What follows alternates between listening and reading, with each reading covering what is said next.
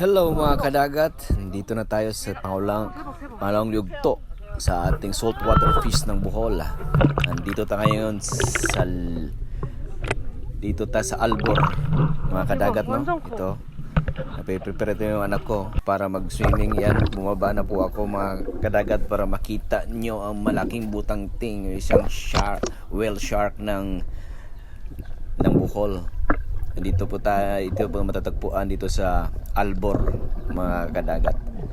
Kung pupunta kayo ng Bohol mga kadagat, mag comments lang kayo kung gusto nyong tour guide mga kadagat dito sa Bohol.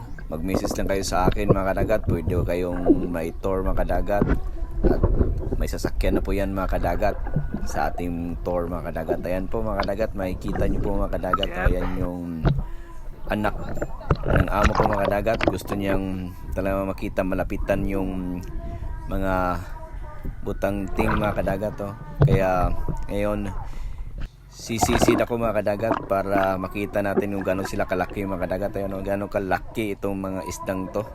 Ito, napakaraming isda dito mga kadagat, mga siyam to, at maraming kapalibot dito ng mga mga bangka para ito yung magandang tanawin dito sa Albor mga kadagat. Kung pupunta kayo ng Bohol at gusto nyong makita itong mga isdang to,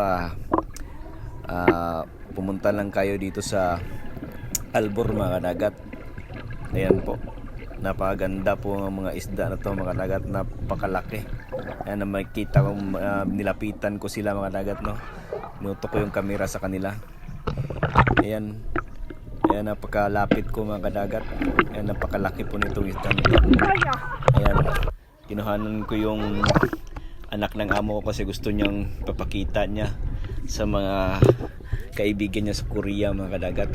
Meron pala tayong mga bisita rin, mga Koreana mga kadagat. Ito yung anak ng amo ko sa Korea. Gusto niyang kunan ko siya, kaya ito, sisid, makikita niyo sisid mga tayo kadagat. At para makuhanan natin ng magandang view, magandang kuha ang ating bisita mga kadagat. Ayan, napaganda po dito mga kadagat. Kaya pag pumunta kayo ng Bohol mga kadagat, message nyo lang ako mga kadagat, or kung nagustuhan nyo yung video na ito, mag-subscribe kayo mga kadagat, pinutin din ang notification bell mga kadagat para sa susunod na video ko. Marami pong video na susunod dito mga kadagat, kasi marami po kaming dinayban dito sa Bohol na maraming isda, tsaka yung mga sardine fish mga kadagat. Kaya ito, iyan ako sa inyo, ito ay susunod na video ko, kaya mag-subscribe na po kayo mga kadagat dito sa channel ko mga kadagat para sa susunod kong video. Napakaganda po dito.